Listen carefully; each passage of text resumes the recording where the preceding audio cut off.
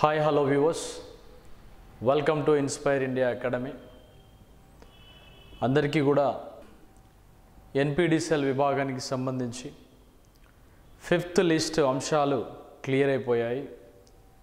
Now 6th list ఉండబోతుందా అని questions doubts raise అవ్వచ్చు. 6th list కూడా త్వరలో రాబోతుంది. నౌ ఇప్పుడు ప్రజెంట్ 5th లిస్ట్ అంశాలు వచ్చాయి. వీళ్ళకు పోల్ క్లైమింగ్ పూర్తయిన తర్వాత మనకి మరొక లిస్ట్ వచ్చే అవకాశం ఉంది. అటు ఎస్పీడిసిఎల్ మరియు ఎన్పిడిసిఎల్లో రాయబోయేటువంటి రోజుల్లో అత్యధిక స్థాయి లోపట రిటైర్మెంట్స్ అనేవి ఎక్కువగా ఉండబోతున్నాయి. అవి ఆపరేటర్ విభాగానికి సంబంధించి, జేఎల్ఎం విభాగానికి సంబంధించి ఉన్నటువంటి ఖాళీలను వీలైనంత త్వరగా భర్తీ చేసేటువంటి ఉద్దేశంతో గవర్నమెంట్ అనేది ముందుకు నడుస్తుందన్న విషయాన్ని మనం గ్రహించాలి.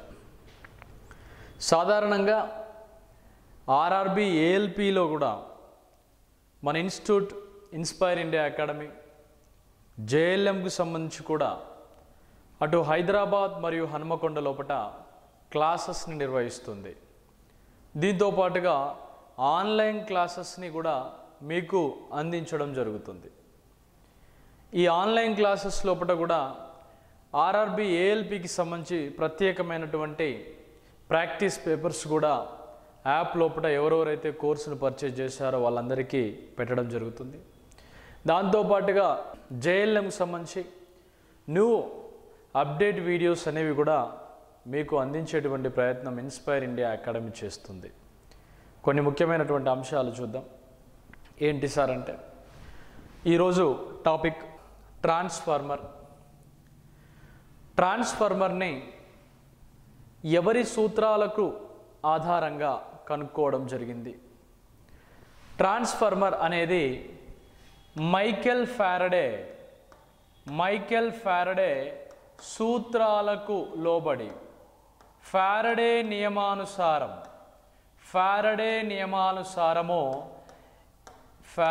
నియమాలను ఆధారంగా చేసుకొని ఈ ట్రాన్స్ఫార్మర్ని కనుక్కోవడం జరిగింది.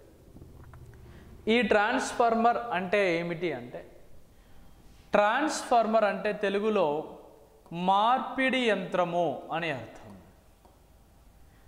మార్పిడి యంత్రము అంటే ఏం మార్పిడి చేస్తుంది మరి అంటే, ఇటు వోల్టేజ్ని మార్పిడి చేస్తుంది. మరి ఏం మార్చదు అని అంటే, పవర్ ఫ్యాక్టర్, కరెంట్, ఐ, ఈ అంశాలని మార్చదు. పవర్ ఫ్యాక్టర్ కానీ మరియు కరెంటు ఐ అంశాలను కానీ ఫ్రీక్వెన్సీని కానీ మార్చకుండా పనిచేసేటువంటి ఒక స్టాటిక్ డివైస్నే ట్రాన్స్ఫార్మర్గా పిలుస్తారు. ఇటువంటి ఈ ట్రాన్స్ఫార్మర్ అనేది ప్రధానంగా దేనిపైన ఆధారపడి పనిచేస్తుంది అనంటే, వోల్టేజ్ పైన ఆధారపడి పనిచేస్తుంది. వోల్టేజ్ లోపల ప్రధానంగా మనకి ఉండేటువంటి వోల్టేజ్లను బట్టి ఒకటి 3 వైర్ డిస్ట్రిబ్యూషన్ అనేటువంటి పంపిణీ విధానం, రెండవది 4 వైర్ డిస్ట్రిబ్యూషన్ అనేది మనకు ఉంది. ఇక్కడ 3 వైర్ డిస్ట్రిబ్యూషన్లో డెల్టా కనెక్షన్ని ఉపయోగిస్తే 4 వైర్ డిస్ట్రిబ్యూషన్ లోపల డెల్టా స్టార్ కనెక్షన్ని ఉపయోగించుకొని పంపిణీ చేసుకుంటూ ఉంటాం. ఇటువంటి ఈ ట్రాన్స్ఫార్మర్ అనేది స్టాటిక్ డివైస్, కదలలేని యంత్రం అనేది అత్యధిక సామర్థ్యాన్ని చూపుతుంది. దాదాపుగా ట్రాన్స్ఫార్మర్ యొక్క సామర్థ్యము 95% నుంచి 98% వరకు చూపుతుంది. ఇటువంటి ఈ ట్రాన్స్ఫార్మర్లు గరిష్ట సామర్థ్యాన్ని చూపడానికి కారణం ఒక మోటార్తో కానీ ఒక జనరేటర్తో కానీ పోల్చుకుంటే హైయెస్ట్ ఎఫిషియన్సీ చూపిస్తుంది. కారణం ఏంటంటే there was no mechanical losses, ఎటువంటి యాంత్రిక నష్టాలు లేకపోవడం వలన, ఎటువంటి యాంత్రిక నష్టాలు లేకపోవడం వలన ఇది ట్రాన్స్ఫార్మర్ గరిష్టమైనటువంటి సామర్థ్యాన్ని చూపుతుంది. ట్రాన్స్ఫార్మర్ అనేది ఫారడే నియమానుసారం ఉందని చెప్పుకున్నాం కదా. మైకేల్ ఫారడే గారు ట్రాన్స్ఫార్మర్ని ఇంట్రడ్యూస్ చేయడం జరిగింది. ఈ ట్రాన్స్ఫార్మర్లో ప్రధానంగా మనకి కనిపించేటువంటి ఫారడేస్ లా ఏం చెప్తుంది? ట్రాన్స్ఫార్మర్లో ప్రధానమైనటువంటి భాగాన్ని మనం కోర్ అని పిలుస్తాం. ఈ కోర్ని సిఆర్జిఓతో మేడప్ చేస్తాం. సిఆర్జిఓ అంటే ఏంటిది? Cold rolled grain oriented steel అంటాం. దీనిలో ఒకవైపు ప్రైమరీ, మరొక వైపు సెకండరీ ఉంది. అందులో ఒక లిబ్బుని ఈ లిబ్బుగా అనుకుంటే, ఈ లిబ్ చుట్టూ ఉన్నటువంటి యొక్క కండక్టర్, కాపర్ కండక్టర్ల చుట్టూ కరెంటు ఐ అనేది ప్రయాణం చేసినప్పుడు దానికి 90 degrees యాంగిల్ లోపల మ్యాగ్నెటిక్ ఫోర్స్ అనేది వస్తూ ఉంటుంది. దాన్నే మ్యాగ్నెటిక్ ఫ్లక్స్ అని పిలుచుకుంటూ ఉంటాం. ఈ ట్రాన్స్ఫార్మర్లో వచ్చినటువంటి ఈ ఫ్లక్స్ అనేది ఇలా ప్రైమరీ నుండి సెకండరీకి మారుతూ ఉంటుంది. ప్రైమరీ నుంచి సెకండరీకి, సెకండరీ నుంచి ప్రైమరీకి అనేది మారుతూ ఉంటుంది. మరి దీనికి ఏమి కారణం అంటే ట్రాన్స్ఫార్మర్ యొక్క ఈ ప్రైమరీ కోర్ మీద ఉన్నటువంటి ఈ వలయాలే కారణం. ఈ వలయాలు కారణం. ఈ వలయాలని క్యాపిటల్ Nతో సూచించుకుంటాం.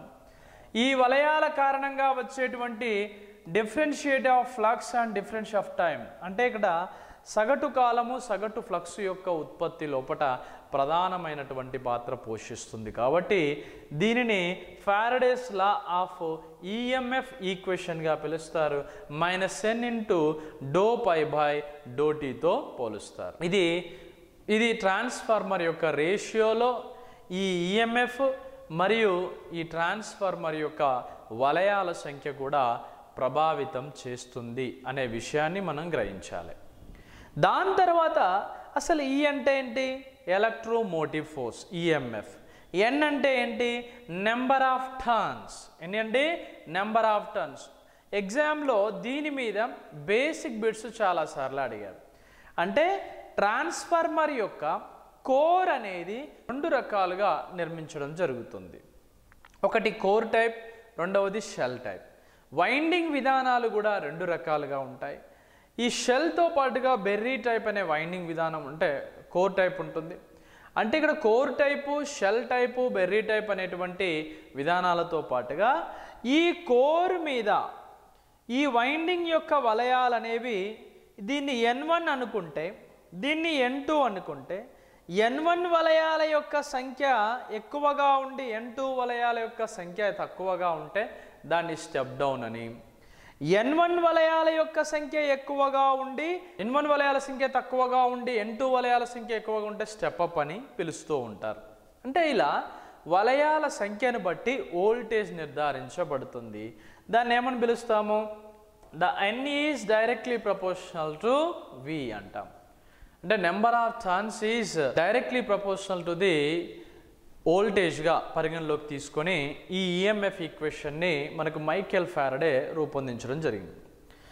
మరి ట్రాన్స్ఫార్మర్ అనేది ప్రైమరీ మీద సెకండరీ, సెకండరీ మీద ప్రైమరీ ఆధారపడుతుంది. ప్రైమరీ పైన సెకండరీ, సెకండరీ మీద ప్రైమరీ ఆధారపడ్డప్పుడు ప్రైమరీ అనేది ఇన్పుట్తో ఉండి సెకండరీ అనేది అవుట్పుట్తో ఉండడం వలన ఈ ప్రైమరీ మరియు సెకండరీ మధ్య ఒక ఇండక్టెన్స్ అనేది ఉంటుంది. అది మ్యూచువల్ అండర్స్టాండింగ్తో ఉంటుంది.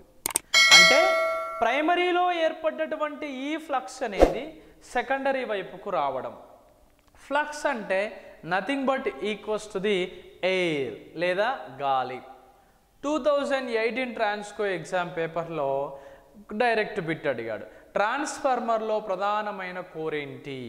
ఎయిర్ అనేది ప్రధానమైనటువంటి కోర్. ఈ ఫ్లక్స్ కారణంగానే primary to secondary, secondary to primary మధ్య ఇండక్టెన్స్ అనేది సాధ్యపడుతుంది. ఆ అంశాన్నే మ్యూచువల్ ఇండక్షన్ అంటాం. ఏమని పిలుస్తారండి? Mutual inductance. మ్యూచువల్ ఇండక్టెన్స్ అని పిలుస్తూ ఉంటారు. ఈ కోర్ని లామినేషన్ చేస్తారు. ఆ లామినేషన్ ఎలా ఉంటుంది? ఆ కోర్ యొక్క స్థితిని బట్టి, అది కోర్ టైపా షెల్ టైపా అనే అంశాన్ని బట్టి ఎల్ లామినేషన్ కావచ్చు. ఈ లామినేషన్ HI లామినేషన్ లోపల వివిధ రకాల లామినేషన్ పద్ధతులు ఉపయోగిస్తారు.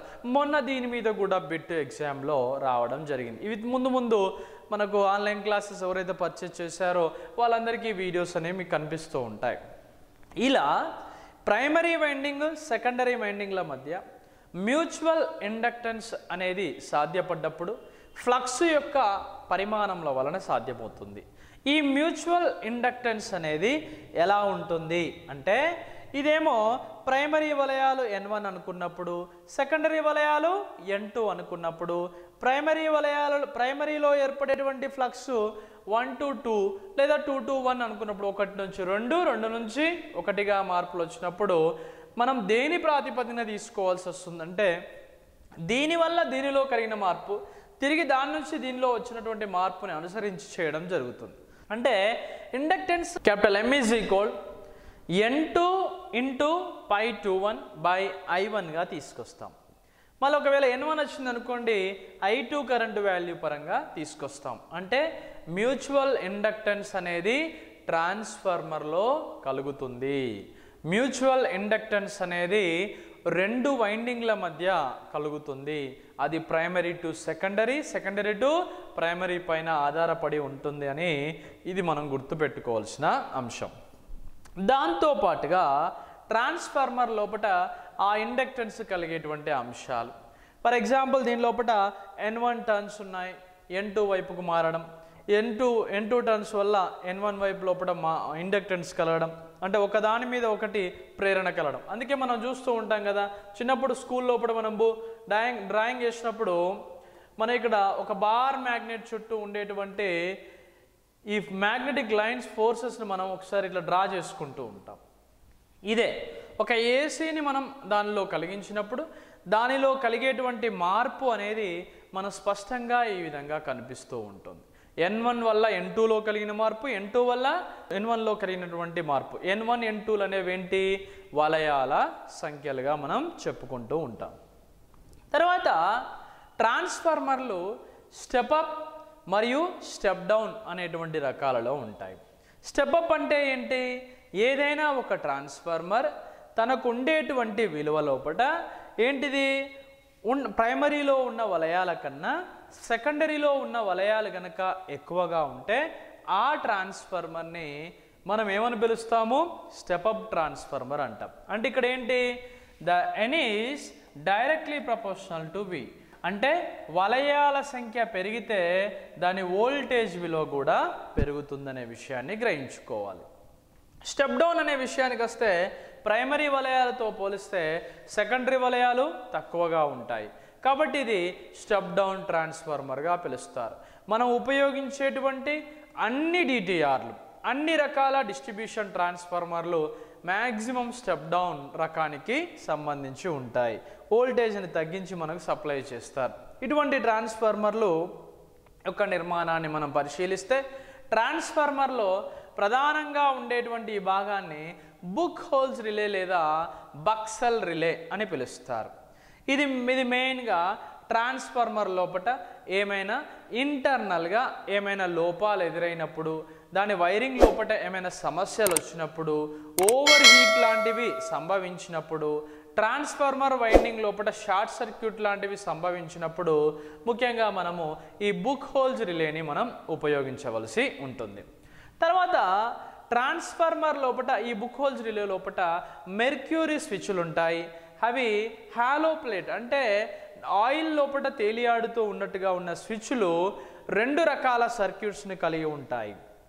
ఒక సర్క్యూట్ని మనం అలారం సర్క్యూట్ అంటాం, రెండవ సర్క్యూట్ని ట్రిప్పింగ్ సర్క్యూట్ అంటాం.